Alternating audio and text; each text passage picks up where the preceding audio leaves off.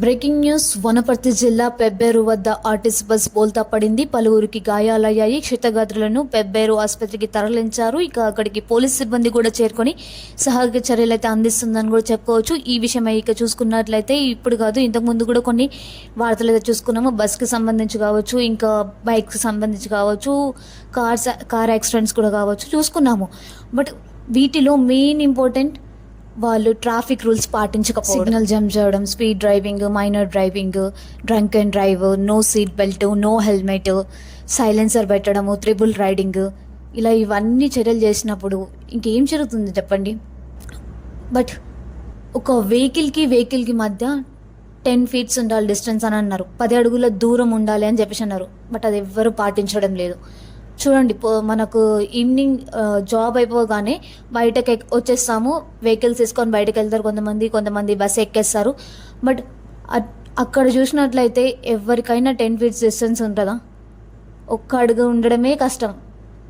అది కూడా ఏడ తాకుతుందో అని చెప్పి భయం వేసి ఒక్క అడుగు 2 అడుగులు దూరం ఉంటారు.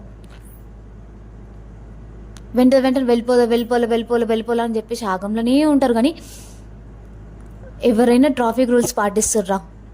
మార్నింగ్ లేచిన నుంచి ఈవినింగ్ మళ్ళీ జాబ్ నుంచి వచ్చేంత వరకు, అంటే మార్నింగ్ టైంలో పాటించలేరు, ఈవినింగ్ టైంలో కూడా పాటిస్తలేరు.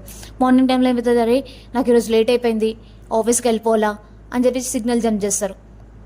హెల్మెట్ తీసుకోవడం మర్చిపోయినా కూడా అరే పోనీలే వెళ్ళిపోతాను, నేను ఆఫీస్కి వెళ్ళిపోవాలి ఫస్ట్ అని చెప్పేసి వెళ్ళిపోతారు. అండ్ ఇంకొంతమంది వచ్చేసి ఆఫీస్కి ఇట్లా షార్ట్ కట్ రూట్ అని చెప్పేసి ఒక వెహికల్ ముంగట్ నుంచి వెళ్ళడము. కొన్ని సిచ్యువేషన్స్ మనం చూసుకున్నాము. ఇప్పుడు బస్ డ్రైవర్ వెంటనే సడన్ బ్రేక్ వేయడము, మనం మార్చేసాము. బస్ డ్రైవర్కి ఎందుకు సడన్ బ్రేక్ వేసాడంటే ముంగట్ నుంచి వెహికల్ వెళ్ళిందమ్మా అని చెప్పేసి అంటాడు. ఇప్పుడు ఎవరిది తప్పది?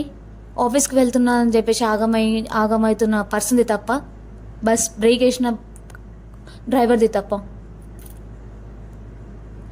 టైమింగ్ని ఎప్పుడైనా కూడా మనం మేనేజ్ చేసుకోవాలా.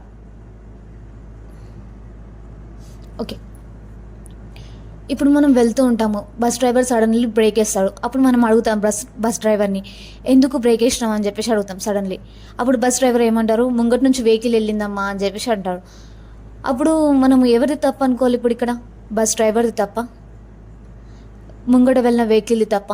అందుకే ఎప్పుడైనా సరే ఆఫీస్కి వెళ్ళొచ్చు, 1 గంట లేట్ అయినా పర్లేదు, 10 నిమిషాలు లేట్ అయినా పర్లేదు, మేనేజ్ చేసుకుంటావు, మేనేజర్కి ఏదో ఒకటి చెప్తావు నువ్వు, ఓకే.